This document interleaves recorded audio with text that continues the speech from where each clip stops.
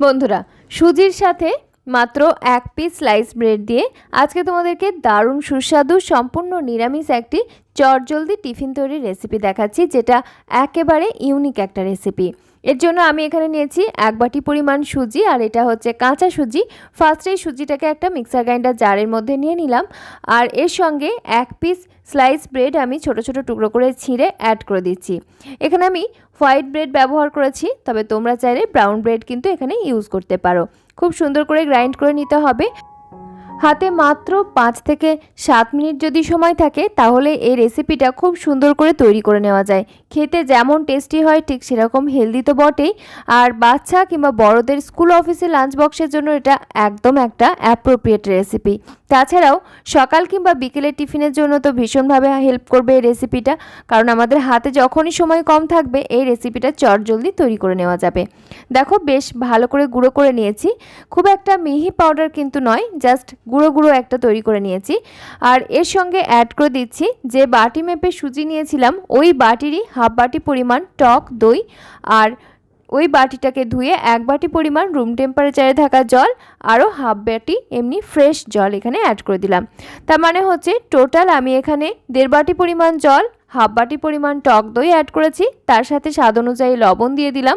দিয়ে সমস্ত কিছু একটা স্পুন দিয়ে খুব সুন্দর করে মিশিয়ে নিচ্ছি। বন্ধুরা, দেখছো সিম্পল কুইজিন বাংলা, আমি আলেয়া। আমাদের চ্যানেল সিম্পল কুইজিন বাংলায় তোমাদের সবাইকে জানাই অনেক অনেক স্বাগত। আমি এরকমই হেলদি রেসিপি শেয়ার করে থাকি যেগুলো চটজলদি তৈরি করে নেওয়া যায়, আর তাছাড়াও বাচ্চা কিংবা বড়দের অফিসের স্কুলের লাঞ্চ বক্সের জন্য একদম হেল্পফুল রেসিপি। তাছাড়াও যারা ওয়েট লস ডায়েট করছো তাদের জন্য আমার রেসিপিগুলো একেবারে অ্যাপ্রোপ্রিয়েট। দেখো ভালো করে মিশিয়ে নিলাম, আর তারপরে এটাকে আমি ঢাকা চাপা দিয়ে একটা সাইডে রেখে দিচ্ছি। 1.5 থেকে 2 মিনিট কিন্তু এক সাইডে রেখে দিলেই হবে। তারপরে আমি এখানে একটা ফ্রাইং প্যানের মধ্যে নিয়ে নিলাম 1 পলা তেল। এখানে হাফ চা চামচ মতো তেল রয়েছে। তার মধ্যে আমি ফোড়নে দিয়ে দিলাম কালো জিরে, গোটা সর্ষে এবং গোটা জিরে। খুব অল্প অল্প পরিমাণে মশলা নিয়েছি, তার সাথে আমি 4-5টার মতো কারি পাতা একদম মিহিভাবে কুচিয়ে অ্যাড করলাম, দারুণ সুন্দর ফ্লেভার আসে। আমি একটা কাঁচা পাকা লঙ্কা একদম ছোট ছোট টুকরো করে নিয়েছি, আর তার সাথে আমি এখানে হাফ ইঞ্চির মতো আদা একদম মিহিভাবে কুচি করে অ্যাড করে দিলাম। যেহেতু নিরামিষ বানাচ্ছি তাই আমি রসুনটা একেবারে স্কিপ করলাম, তোমরা চাইলে রসুনটা কিন্তু এখানে অ্যাড করতে পারো। বেশ একটু ফ্রাই করে নিচ্ছি, জাস্ট 30 সেকেন্ড মতো একটু ফ্রাই করলেই দেখবে বেশ ভালো একটা ফ্লেভার আসবে। সেই সময় আমি এখানে কিছু সবজি অ্যাড করে দিচ্ছি। গাজর এখানে আমি ছোট ছোট কিউব করে কেটে রেখেছিলাম, সেটা দিয়ে দিলাম। তার সাথে আমি ওই 2 টেবিল চামচের মতো ক্যাপসিকাম মিহিভাবে কুচিয়ে অ্যাড করলাম। স্বাদ মতো লবণটা এই পর্যায়ে দিয়ে দিলাম, আর এখানে আমি খুব সামান্য পরিমাণ হলুদের গুঁড়ো অ্যাড করেছি, কালারটা তাতে করে খুব সুন্দর হয়। দিয়ে সমস্ত কিছুকে আমি একসাথে একটু ফ্রাই করে নিচ্ছি। সবজিগুলো পুরোপুরি সিদ্ধ করে ফেলার কোনো দরকার নেই, জাস্ট এর মধ্যে একটা ক্রাঞ্চি ভাব বজায় থাকবে এবং কাঁচা ভাবটাও চলে যাবে, সেই পর্যন্ত এগুলোকে আমি একটু কুক করে নিচ্ছি। তোমরা চাইলে কাঁচাই কিন্তু সবজিগুলো ব্যবহার করতে পারো, তবে এরকম একটু ফ্রাই করে দিলে ফ্লেভারটা দারুণ সুন্দর আসে, আর খুব কম তেল মশলাতেই কিন্তু তৈরি করে নেওয়া যায়। এরপরে আমি মিশ্রণের ঢাকনাটা খুলে নিলাম, আর এর সঙ্গে আমি আমাদের রেডি করে নেওয়া সবজিটা অ্যাড করে দিলাম। এখন এর মধ্যে বেশ খানিকটা একদম ছোট ছোট টুকরো করে কেটে নেওয়া কিশমিশ আমি অ্যাড করে দিলাম। এই রেসিপিতে কিশমিশটা ব্যবহার করলে খেতে ভীষণই ভালো লাগে, তোমরা অবশ্যই চেষ্টা করবে এটা ব্যবহার করার। আর তার সাথে বেশ খানিকটা ফ্রেশ কুচানো ধনেপাতা দিয়ে দিলাম। দিয়ে সমস্ত কিছুকে একসাথে আমি খুব ভালো করে মিশিয়ে নিচ্ছি। এখানে তোমরা চাইলে চিলি ফ্লেক্স অ্যাড করতে পারো যদি ঝাল খেতে পছন্দ করো, আর তাছাড়াও নিজেদের পছন্দ মতো কোনো মশলা যদি অ্যাড করতে চাও করতে পারো, যেমন ধরো চাট মশলা, বিট লবণ, এগুলো ব্যবহার করা যাবে। সব কিছুকে একসাথে বেশ ভালো করে মিশিয়ে নিচ্ছি। আর দেখো বেশ থকথকে টাইপের একটা ব্যাটার তৈরি হয়েছে, খুব একটা পাতলা না আবার খুব একটা ঘনও না, এরকম ঘনত্বের একটা ব্যাটার তোমরা তৈরি করে নেবে।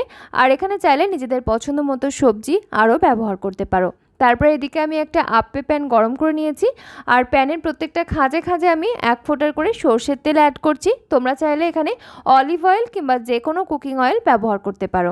বন্ধুরা, আমাদের আজকের এই রেসিপিটি কিন্তু ভীষণ হেলদি এবং ভীষণ মুখরোচক। তবে তোমাদের মনে হতে পারে যে এত হেলদি বা এত টেস্টি একটা রেসিপি অথচ ব্রেডটা কেন ব্যবহার করলাম আমি। হ্যাঁ, ব্রেডটা ব্যবহার করার নিশ্চয়ই একটা কারণ আছে এবং যথোপযুক্ত কারণ রয়েছে, আমি একদম লাস্টে তোমাদেরকে সেটা বলবো, আর তাহলেই তোমরা বুঝতে পারবে পারবে যে এর ফুড ভ্যালু বাড়ানোর জন্যই আমি ব্রেডটা ব্যবহার করেছি। এর প্রত্যেকটা খাঁজে খাঁজে আমি খানিকটা করে সেসেমি সিডস বা সাদা তিল দিয়ে নিলাম, তাতে করে দেখতে যেমন সুন্দর লাগছে ঠিক সেরকমভাবেই খেতে এগুলো মুখে পড়লে ভীষণই ভালো লাগবে। অল্প অল্প করে একটা ছোট চামচের সাহায্যে আমি ব্যাটার দিয়ে নিচ্ছি। আমার এই আপ্পে প্যানের খাঁজগুলো একটু ছোট ছোট, সেজন্য একটা ছোট স্পুন আমাকে ব্যবহার করতে হয়। তবে তোমাদের যদি আপ্পে প্যানের খাঁজগুলো বড় হয় সেক্ষেত্রে অতটা অসুবিধা হবে না। আর দেখো বেশ সাবধানে আমি প্রত্যেকটা খাঁজে খাঁজে ব্যাটার অ্যাড করে দিচ্ছি, তবে খুব একটা বেশি ভরে ভরে ব্যাটার অ্যাড না করাই ভালো, কারণ এগুলো কিন্তু ফুলে ফেপে উঠবে। কোনো রকম বেকিং পাউডার, বেকিং সোডা কিংবা ইনো ছাড়াই কিন্তু এগুলো বেশ তুলতুলে এবং ফুলকো ফুলকো হবে। তার কারণ কি বলো তো? তার কারণ হলো আমরা এখানে যে ব্রেড ব্যবহার করেছিলাম, ব্রেডের মধ্যে ন্যাচারালি থাকে ইস্ট, কারণ ইস্ট দিয়ে ব্রেডগুলো তৈরি করে কারখানাতে। আর সেই ইস্টের উপস্থিতির জন্যই আমাদের কোনো রকম ইনো, বেকিং পাউডার, বেকিং সোডা ছাড়াই এই আপ্পেগুলো বেশ তুলতুলে হয়। এবারে এখানে বিচার করতে হবে যে ইস্ট বেশি স্বাস্থ্যকর নাকি বেকিং সোডা, বেকিং পাউডার এগুলো স্বাস্থ্যকর। তুল্যমূল্য বিচারে দেখা যাবে ইস্টটাই হচ্ছে তুলনামূলকভাবে স্বাস্থ্যকর, সেজন্য আমি এখানে ব্রেড ব্যবহার করেছি। অবশ্যই তোমরা ব্রাউন ব্রেডটা ব্যবহার করতে পারো, সেক্ষেত্রে ময়দাটাকে অ্যাভয়েড করা যাবে। তারপর আমি উপর থেকে বেশ খানিকটা করে কালো জিরে আমি দিয়ে দিচ্ছি, তাতে করে দেখতে সুন্দর লাগছে এবং এর ফুড ভ্যালুও কিন্তু বেশ খানিকটা বেড়ে যাচ্ছে। মিডিয়াম টু লো ফ্লেমে 30 সেকেন্ডস থেকে 1 মিনিটের মধ্যেই কিন্তু একটা সাইড সুন্দর করে ভেজে নেওয়া যাচ্ছে। দেখো দারুণ সুন্দর হালকা একটা কালার চলে এসছে। এই পর্যায়ে আমি উল্টে নিয়েছি। তবে তোমরা যদি এর থেকে বেশি কালার করে ভেজে নিতে চাও সেক্ষেত্রে সময়টা অবশ্যই বেশি লাগবে। তবে খুব একটা বেশি ভেজে বাদামি করে ফেলার কোনো দরকার নেই, জাস্ট কুক হয়ে যাবে, এর কাঁচা ভাব থাকবে না, তাহলে কিন্তু রেসিপিটা স্বাস্থ্যকরভাবে তৈরি করে নেওয়া যাবে। তারপরে দেখো আমি উল্টে নিয়েছি, মোটামুটি হালকা একটা কালার ধরে গেছে। এই পর্যায়ে আমি এগুলোকে প্যান থেকে তুলে নিচ্ছি। মানে 2 মিনিটেই দেখবে একটা ব্যাচের আপ্পে ভালো করে সুন্দরভাবে তৈরি করে নেওয়া যাবে। তোমাদের কাছে যদি আপ্পে প্যান না থাকে সেক্ষেত্রে ননস্টিকের যে কোনো প্যানের মধ্যে ছোট ছোট প্যানকেকের আকারেও কিন্তু এগুলো গড়ে নিতে পারো। আমি গ্রিন চাটনির সঙ্গে পরিবেশন করেছি। এগুলো এমনিই খেতে ভীষণই টেস্টি। হাতের কাছে গ্রিন চাটনি থাকলে অবশ্যই সেটা দিয়ে পরিবেশন করো, অথবা টমেটো কেচাপ দিয়ে বাচ্চাদেরকে দিতে পারো। দেখো আমি একটা ভেঙে দেখাচ্ছি, ভিতর থেকে ভীষণ সফট এবং সমস্ত সবজি বেশ সুন্দর কালার রয়েছে, কিন্তু দারুণ সুন্দরভাবে কুক হয়েছে। খুব টেস্টি লাগে, হেলদি টেস্টি এই রেসিপি অবশ্যই বাড়িতে অল্প সময়ের মধ্যে তৈরি করে দেখো। বাচ্চা থেকে বড় সকলের ভালো লাগবে। আর তোমাদের কেমন লেগেছে অতি অবশ্যই আমাকে কমেন্টে জানিও। ভালো লাগলে অবশ্যই চ্যানেলটি সাবস্ক্রাইব করে সঙ্গে থেকো, পারলে আত্মীয় পরিজনদের সঙ্গে শেয়ার করো। আজকের মতো এখানেই বিদায় নিচ্ছি, ফিরে আসছি খুব তাড়াতাড়ি পরবর্তী নতুন কোনো হেল্পফুল এবং হেলদি রেসিপি নিয়ে। সকলে খুব ভালো থেকো, সুস্থ থেকো, ধন্যবাদ।